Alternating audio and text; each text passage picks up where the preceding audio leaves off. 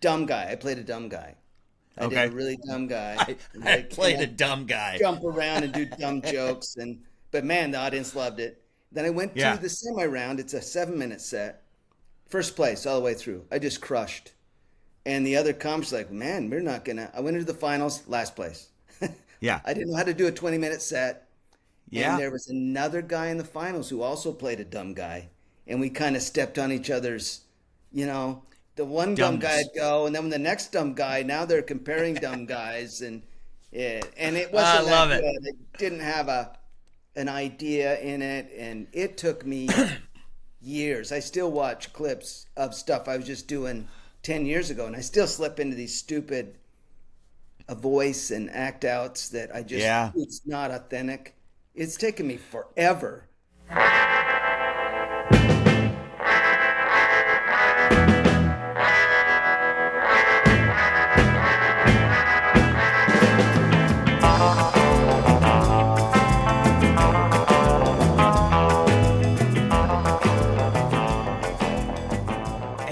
It's Dave Dyer. Welcome to another episode of Tight 10 with Dave Dyer. This is my podcast where I have on guests that I find interesting, that I want you to find interesting. It's a quick and efficient way for you to get to know somebody you might not know.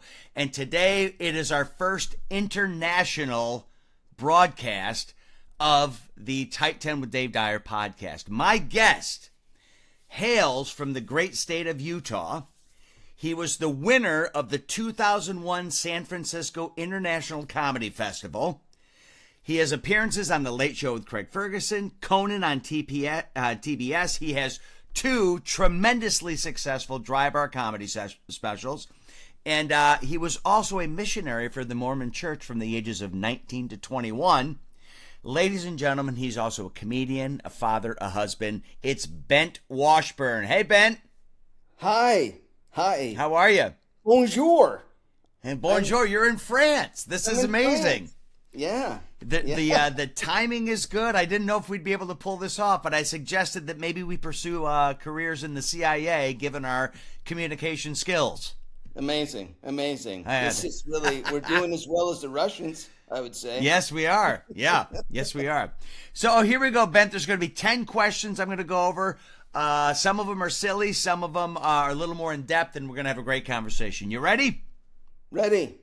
All right. Question number 1.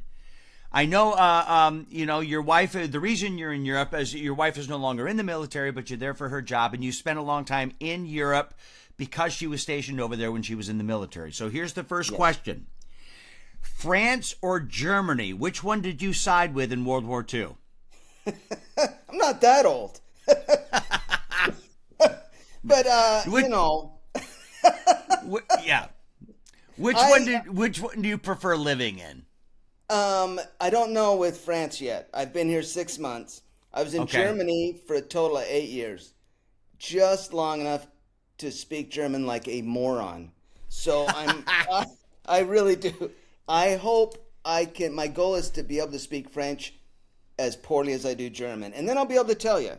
But already I can tell you, German culture is pretty strict and uptight. Sometimes that's nice because you can count on other people, to keep rules. But France, there's a nice looseness and whatever about it that I like. Yeah. And the bread here, I love croissants. German cake is better. German Kuchen is amazing. German has probably better beer, even though I'm not supposed to drink it. It is better. And a German's just really uptight. Here's an example of how uptight German culture is. It's nice to be in France now where I can pay for, say something is $6 at the register. I can hand them a $20 bill, Dave, and they won't freak out. In Germany, you have to have almost exact change. The little grocery store I'd go to, you'd hand them a 10 when it was like an 8, because you're not paying the credit card already. But just even like, let's say you hand them a $10 bill and it's $8.50. If you don't have the change, the lady will just kind of, she gets all, it's part of your job to get your crap together, get your money set. Yeah. It's really uptight, but I loved it. I loved Germany. I really did. I loved the people. I love it. The two things I've heard about it from people who have spent time in both countries is as you alluded to, in Germany, everything's very, very rigid, very organized, very efficient. And the expectation is that you go along with that stream. That's you take part in that. Now, the one thing I've heard about France, and maybe you have experienced this or not, is that it can be a little time consuming. It can be a little while before until they feel like you're sort of coming around to their language and things like that. They can be a little standoffish. A little. Germans are more standoffish. They really are. Okay. French have programmed politeness. It's programmed. In other words, you go into a store, you better say bonjour. You have to say good day. And from what I understand, it goes way back to their revolution and labor and all that. As a shop worker, you need to show them respect as a worker. You're a guest in the store. So it's the opposite of that American mentality, like where a customer's always right. In France, it's like, I'm not so sure about you. You better say bonjour. And you have this programmed politeness. German, man, they'll get right on you if you're not on board, if you don't cross the street and you're supposed to. The first time we were in Germany, we'd been there maybe a week. We went to Berlin. I couldn't read the parking signs. I got my car towed in Berlin. Okay. And I go in to tell the lady, the clerk at the desk, the car's towed. Now in America, if you get towed, the other person's always on the side of, they hate the tow truck driver. They hate him. The German, the lady was like, why did you park there? You know, that's so stupid. The times she was on board with the tow truck driver. Yeah. Yes. So they love rules and they want you to keep, usually that's changing a little bit. But. Yeah. Years ago, I used to work for a huge German company in one of my past jobs. And there was a guy who was over working for a 2-year stint from Germany, from headquarters. And he was talking to me. He was a young guy, and they had 2 young children, and he was telling me how much they loved being in the U.S. because they could take their kids everywhere. You know, they could go out and do this. They could go out to dinner. And I'm like, well, you don't do that in Germany? He goes, nobody in Germany wants to deal with your children. So if there's any way, if you're going to go out to dinner, you leave the kids home or you figure out a way to not bring the kids. Nobody wants to deal with your kids. But here, everybody's like, oh, bring the kids. You can just leave them in the house. That's another thing with German culture I liked. They're very loose with your kids. The playgrounds, there's no regulations. You see OSHA violations everywhere. I used to say the entire continent of Europe is in blatant violation of U.S. fire codes. Like all of them. They don't keep any of these things. And the kids, they all walk to school. Like my daughter went to German Grundschule, grade school. And Ian, my son, went to German kindergarten. And they encourage the 5-year-olds, like, hey, walk to school, even in the snow. And then the way they make it safe for all the kids is they have such strict driving rules and pedestrian rules that even through these little towns, my daughter walked about 3/4 of a mile to school, or maybe half a mile. But there and back, snow, didn't matter, crappy weather. And so they let their kids run. So they probably just go to dinner and just leave the kids in the house. It's funny. Yeah, it's different. There's enough rules that are going to be allowed when we get home. Let's keep moving. Let's go. Yeah. So, all right. Question number 2. I want to ask you about somebody that we both know, and here's how I know you knew him. When I first met you, the first time, I think actually maybe the only time I met you was when you were in Grand Rapids for Laugh Fest. Yeah. And our friend Floyd J. Phillips was here. Oh, I love And Floyd. you saw him. So I know Floyd. Actually didn't know him super well because when he came back to Grand Rapids, we were both headliners. You know how that works. You know, we never really didn't work together a lot. But the times that we interacted, he was just a hilarious, sweet individual. And I know he had, you know, some health struggles and things like that. But you worked with him in the Portland scene, correct? I did. I never had a scene. I knew a lot of the Portland people. I knew a lot of them because when I started in Utah, the comedy club Wise Guys at the time was Laughs was just starting. That was the only stage time. And so I adopted the scenes of Seattle, a little bit of Portland, and then I got in with Minneapolis. So those are my and I guess a little bit down in, after San Francisco, down in at Rooster Teeth I did. So those were I just had other scenes, and Portland was one of them. And so I met him. When did I meet Floyd the first time? I think in Seattle. You know, he came up from Portland, and I saw him there the first time. Yeah. Yeah. So what was the question? Just the fact what your relationship with him was, because I remember you seeing him, and you were just thrilled to see him. Oh, yeah. I loved seeing him. He just made me laugh so hard and on and off stage. He was funny and a ridiculous person, and I loved him. And he wasn't. He had. I think what we both found interesting about each other was we had such different childhoods. I mean, just completely different upbringing. So we could talk about how we were raised to each other, and we both just be kind of jaws on the floor, like, what? Yeah. That's what it was like? Because he's the projects of Chicago, and I'm growing up in Mormonism, which had racist doctrine. And I had this religious background in Mormon. This is kind of delicate, but whatever. In 1978, up until then, Black Americans could not hold the priesthood in the Mormon Church. And so that was part of my childhood. Now, I didn't like that, you know. And when that changed, I was 13 years old. But so he didn't know that about the Mormon religion, this background. And we hang out and have a great time all through San Francisco comedy competition, hanging out. He and I and Augie, we hung out forever and just all through that and had a great time. And then he went back home and he talked to his sister who knew about Mormon history. And then I got a call a couple of days after that from Floyd, like, Ben, I was talking to my sister about Mormonism, and I got a couple questions, and here we go. Yeah, because I get, when do I bring that up? You know, oh, by the way, you know, is it true? He said that your church didn't let the black people hold the priest. Well, yeah, they couldn't hold the priest, so they couldn't go to heaven. I said they could go to heaven, they just wouldn't get the highest level of heaven. And he knows I don't believe this anymore. And this is what he said. He said, you mean God had like a back of the bus section in heaven? I just fell out of my chair. Just I love Floyd.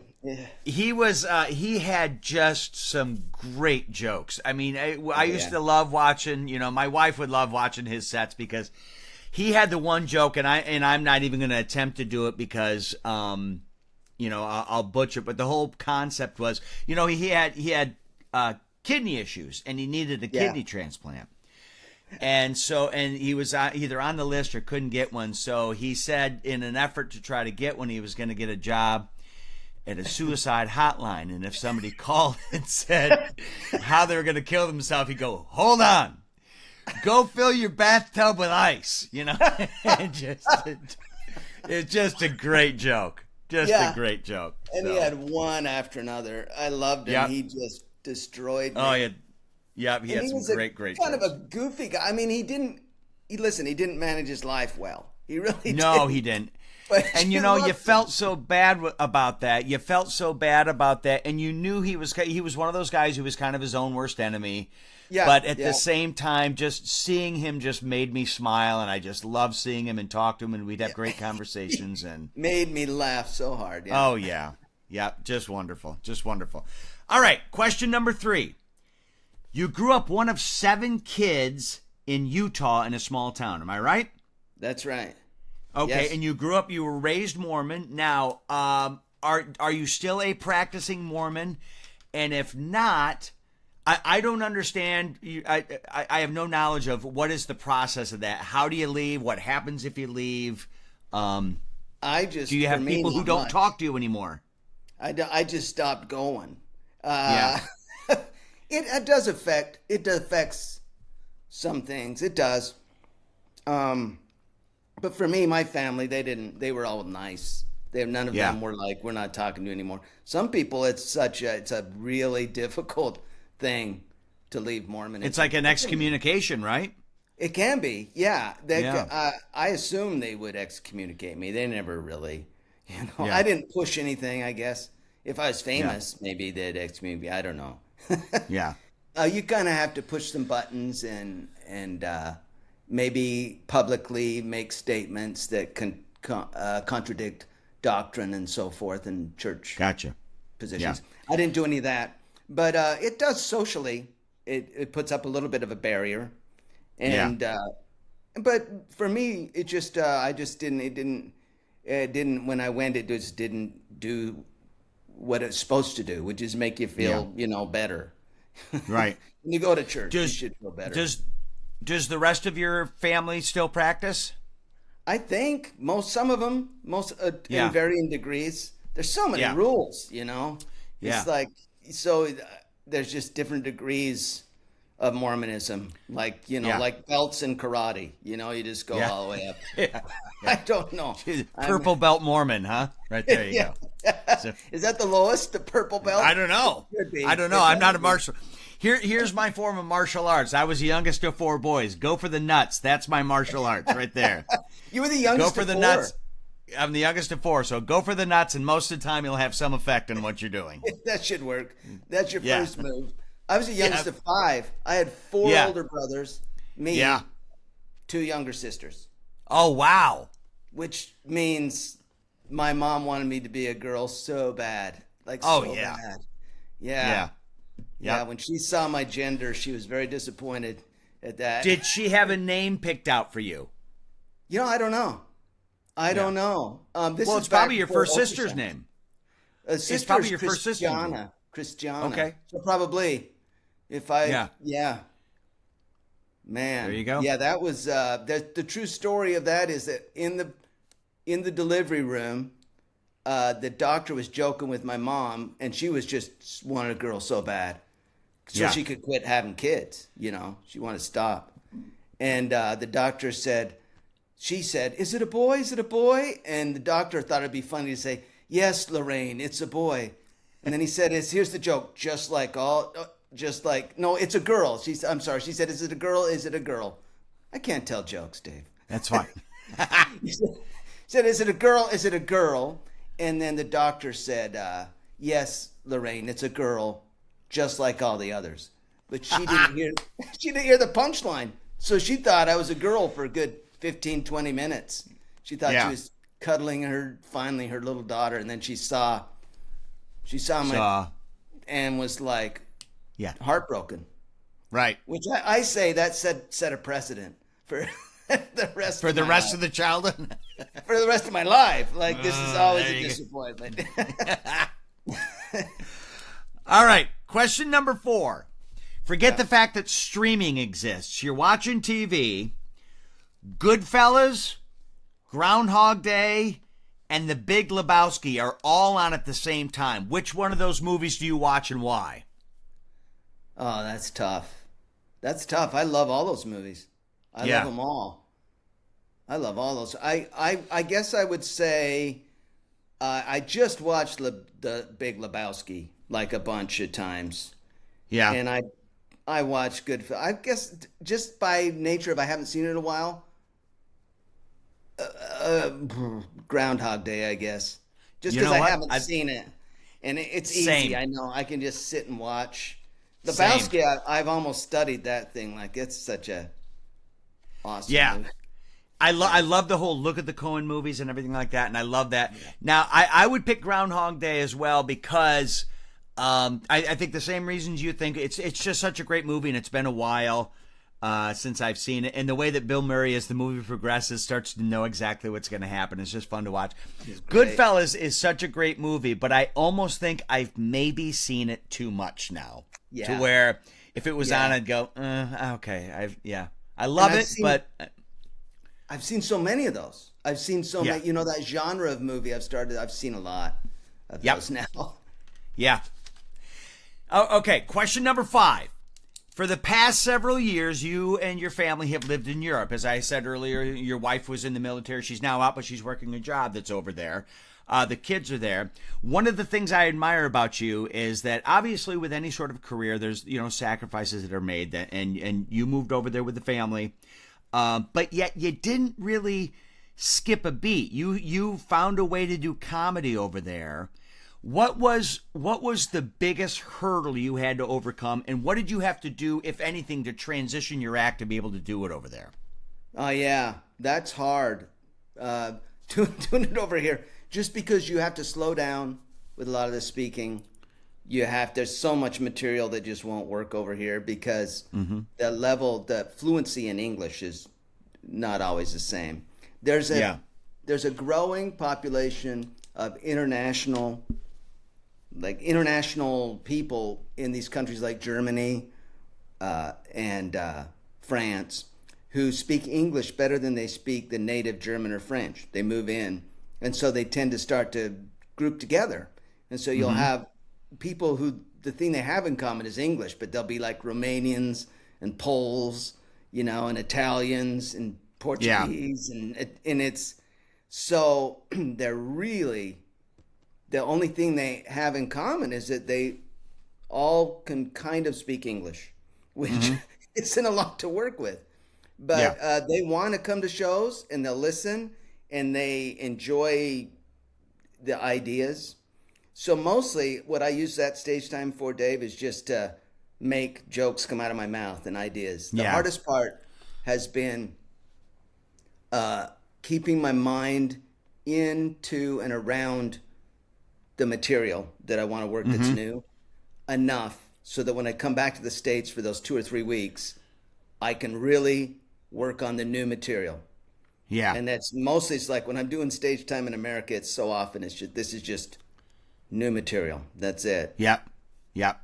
So of all the places you've played over there, because it almost sounds like you're almost making it sound like a lot of these, you kind of have to treat them as an open mic night. You're just hopefully yourself getting something fulfilling out of it. What is your favorite place to play over there? If you have one city or one area that you've gone, man, I love that. That was fun. I love going back there. Oh, man. Well, then a lot of it is just about what you get to see, Like, I love the city of Strasbourg. And that's a hit or miss. You might have an amazing audience that all speak English, but what a beautiful city, Strasbourg, France. Now, that's France. That's right near the border with Germany, right? It is, and it's gorgeous. Okay. And I just got to France. I just moved here, so I have not yet had time to get down to Paris. But I think that's going to be a lot of fun doing stand-up in Paris. And then there's a club that I do in Rotterdam called Club Haug. And Club Haug is fantastic. That's a great club. Yeah, it's a great club. And they have a little room that does just English. And that's a cool club. If you ever get over here, I'll send you to Marcel over it. You'll love it. Nice. I'd love it. I would love it to give it a try. Okay. Question number 6. One of the things I've always admired about you, and when I first saw you at Laugh Fest, and I knew about you before I met you at Laugh Fest, but just watching your clips and stuff over the years, is I love the writing and the simplicity of your writing. I think you're one of those comics that a lot of guys look at, and you just have these great premises, but they're simple premises, and it's one of those things where when you watch your stuff, you go, man, how did I not see that? It's one of those things where you're able to mine some very great things out of some good premises. And but one thing I also saw just in doing a little research about you, you gained a fair amount of notoriety pretty quick. It sounds like when you won the San Francisco International Comedy Competition, that was like 3 years after you started. Am I right? Yeah, I was new. I was really new. So. As many of us know, it takes a while to kind of develop who you are on stage. Did that come that quickly for you? Did it still need to evolve? And what sort of, different from what you do now, what sort of personas did you try on before you got to where you are? It's embarrassing. I saw a clip. It always is. Oh, in '98, I did the Seattle Comedy Competition, and I took first place in the preliminary rounds. I took, out of the 5 nights, I think I took first place 4 times. I mean, I blew it out of the water for a 5-minute set. And I was this goofy kind of dumb guy. I played a dumb guy. I did a really dumb guy. I played a dumb guy. Jump around and do dumb jokes. But man, the audience loved it. Then I went to the semi-round. It's a 7-minute set. First place all the way through. I just crushed. And the other comics were like, man, we're not going to. I went into the finals, last place. I didn't know how to do a 20-minute set. And there was another guy in the finals who also played a dumb guy. And we kind of stepped on each other's, the one dumb guy'd go. And then the next dumb guy, now they're comparing dumb guys. And it wasn't that good. It didn't have an idea in it. And it took me years. I still watch clips of stuff I was just doing 10 years ago, and I still slip into these stupid voice and act outs that I just, it's not authentic. It's taken me forever. And when I won the first San Francisco, I was still not. Yeah. I was still not. What I did was I did the dumb guy thing, and then I did San Francisco, and the first time I did San Francisco, I was with Danny Bevins and Daryl Lennox. Yeah, I know Danny. I was with both of those. And I love those guys. And watching them do it, both of those, I was like, oh, that's how you do it. That's what you do. Yep. I've told people before, I've done comedy, I've done stand-up for 33 years now. Yeah. And I would bet you it wasn't until maybe year 17 or 18 where you're like, okay, I know who I am on stage. I know the point of view everything's coming from. Because I look at like some of my early stuff and you're like, why am I yelling? Why am I yelling so much? Me these too. These people did nothing to me and I'm yelling at them. You know? Terrified of silence. That's what I had a couple comics. In fact, you had Augie on the other day. I was watching that. And he did see me in Washington when I was so green.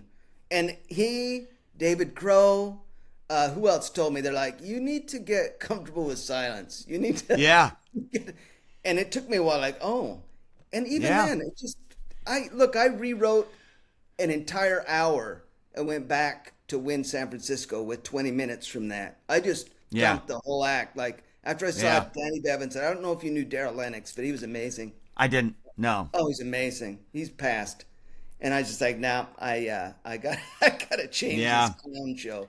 Yeah. I used to have a guitar. Did you? Guitar. Yeah. Yeah. Yeah. Horrible. It's horrible. Instead of Brown-Eyed Girl, I sound Beautiful One-Eyed Girl. Was the song I did. There you go. They exist, right? They do. You know what? One was in the audience in Washington, some little town south of Seattle. And there's a one-eyed, I didn't see her with the eye patch. And I launch into my big closer and I'm dying. And then I look over to the left and they're sitting in like a light, like she's a roast on a buffet, just with her guy friend is a woman with an eye patch. And I'm like, oh my word, there's no recovering. Never did the song Keep going, man. This train is not stopping. Let's go. You're moving. So it was horrible. Isn't there something though when you do get to that point where you can tolerate the silence and you're okay with it? I can remember when I got to that point when that started to happen, I found it thrilling because what it meant was that you had engaged the crowd enough to where they were totally, when the silence occurred, all they're doing is waiting for you to say the next thing and they can't wait for you to say the next thing. Yeah. And it's just, I love it. It's fun. They trust you. They trust you. Yep. Yep. All right. Question number 8. We're on 7. We're on question number 7. Now, I always ask people this. I don't know why, but whenever I see celebrity interviews or something like that and people talk about, well, what would you be doing if you weren't doing this? You're like, boy, I don't know if I could do anything else. Yeah, you could. You got a brain. You'd figure it out. So give me a career that you think you would have enjoyed and been successful at other than stand-up if that would have been the path you took. I think I could have been a good gas station attendant. I think you need them. Go to New Jersey. They still have them. I really am really ditzy. I guess I have ADHD. I'm pretty sure. But I think I could have. I don't know. I tried art. I got a fine art painting degree, and I died. I just couldn't get a teaching job. No one would hire me. You have to be so disciplined for jobs. I don't know what I would have done. I don't know. Are you good around the house, fixing things, handyman kind of stuff? I can do it, but it takes me forever. I'm slow. Yeah. And I've seen people that do it for a living, and I'm amazed. I mean, I would lose fingers. I get people killed. One of my best friends is a master electrician, and he had to help me with something recently. There's some basics that I can do. I always say, I think over the years of owning a home and stuff like that, my greatest strength is knowing when I get into a project how far I can go before I need to call somebody in. I'm very good at saying, okay, I know I can do this much. But my buddy was over just a little while back, and he's a master electrician, and just watching him kind of like not even looking at what he's doing, and you're like, it just amazes me, I am amazed by anybody that has focus and can do that kind of stuff. It's amazing. I don't know what I would have done. Don't know. Yeah. Teaching. I loved teaching. I did love teaching. Oh, do you? Yeah. Yeah. Well, there you go. You'd have been a teacher. Yeah. Been an educator. All right. Okay, so here we go. We are on question number 8. I'm going to give you 3 names. This is sort of a surreal. This is another silly question. 3 names. Dwayne Johnson, The Rock, Joaquin Phoenix, Timothy Chalamet. For some strange reason, you've lost all sense of direction, and you have to have one of these 3 get you from France to Hamburg, Germany for a gig.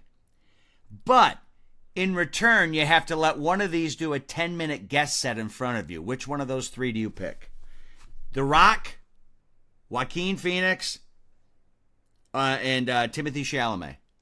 They have to do a 10-minute guest set. That's an interesting question. That's the trade-off. I'll get you to the I'll get you to the gig, but you got to give me a 10-minute set in front of you. Oh, that's fascinating. I bet The Rock.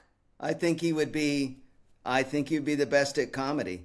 Joaquin, I love as an actor. Chalamet and Phoenix, they're amazing. But The Rock, I just saw him in a recent movie about the fighter. Did you see that? Yeah, the wrestling guy. Yeah. Yep. Oh, with that's Emily great. Blunt. Yeah, I can't remember the name of it. Yep. But I think he's a funny, extremely likable.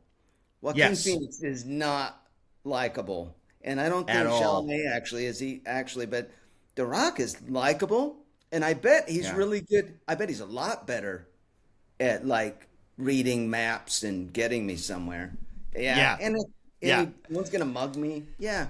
Yeah, no one's going to mug you. Everybody's going to listen because they're going to be scared to death of him on stage. I mean, they're not going to want to watch me do comedy after he gets on the stage. Yeah. That's a problem. I'm with you, though, on the whole Joaquin Phoenix and Chalamet. Don't you look at great? I enjoy seeing. I'll go see a movie, and anytime you see those guys interviewed, especially at our age, I'm 57. I assume you're a similar age. Don't you? Your tolerance for that crap is you just like shut up. I don't need to hear this guy talk. I'll just go to the movie. Yeah, that's how I would feel. Yeah. I'm afraid. Yeah, and Joaquin's just always been off his rocker. Yeah, which is fun in a movie, but yeah. And every day when you're standing next to him at Chick-fil-A, no. Yeah, no. Gonna get on my nerves. All right, here we go. Question number 9. This is the proverbial, where is Bengt Washburn going to be in 5 years? Where would you like to see your comedy career take you? You still want to be doing stand-up or in a different capacity? Where would you like to be in 5 years? 5 years. Well, I'll be 66. Okay. So I would like, I would like to get to a point where I could start doing some small, like, theater shows, honestly. And in the West, probably in the Western U.S., back to my roots, and it'd just be stand-up and comedy about growing up Mormon and the intersection between religion and culture and everything. And then, but 2 other goals. I actually just did my 3rd DryBar Comedy Special. So okay, is it out? It's not out yet, or is it out? It did. It went out about 8 months ago, and I liked how it turned out. It's good. But I would like to do one more of those DryBar specials because I have the stuff that I want to get in the can. Yeah. And then I want to do a non-DryBar special, like not DryBar. It's it's quite dark, and because that's what honestly I can work clean. That's not a problem. But I want to do a non-DryBar special, a DryBar special, and start working some little venues that I can work more of a theater.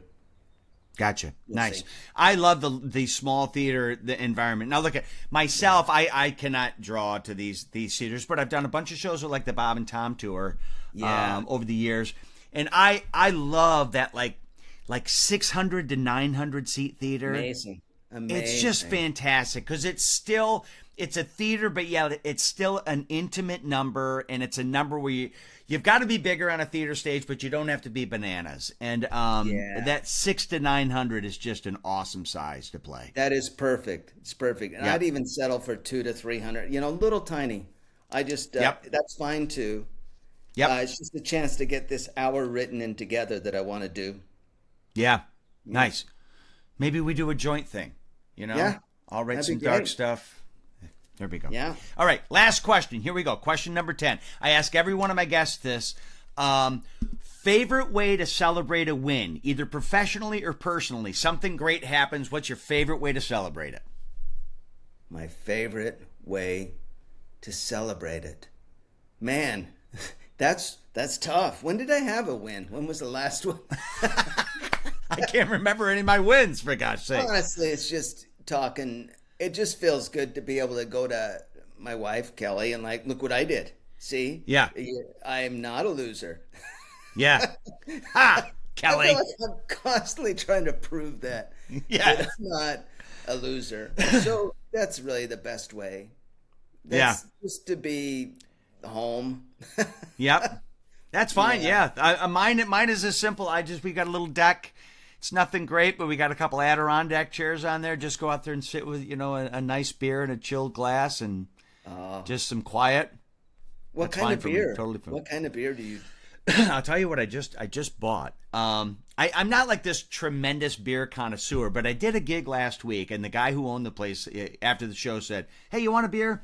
I said, "Yeah." He goes, "What do you want?" I said, "You know what? Your choice." And he brought me a Leinenkugel Summer Shandy, which has this kind of lemony taste to it. Sure, yeah. So you like a lemony? Yeah. I didn't know I did. I do now. Oh yeah. I wasn't aware that I did before. They're great. They do that. It's called a Radler in Germany. They'll do a Radler. Okay. It's like a lemon flavored type, a lemony beer every summer. Those are nice. Yeah. Yeah, but it was great. So I went and bought a 12-pack of that. So awesome. So we're going to celebrate all week. So, well, that's it, Ben. That's our 10 questions. I did it. It was easy, right? Yes. And we did it from 2 different countries across the pond. You're way over in France. But thank you so much. Again, everybody, my guest today has been Bengt Washburn. If you want to find Bengt online, you can go to bentwashburn.com. That is BENGT Washburn, WASHBURN.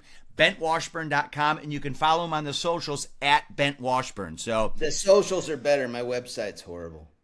Yeah, that's for me too. So, but thank you, Bengt. I hope you have a wonderful day. Take care over there in France. And even though this is going to come out later, we're recording on Father's Day. Happy Father's Day to you. You as well. Happy Father's Day. Okay, great. Thanks. Thank you, Dave.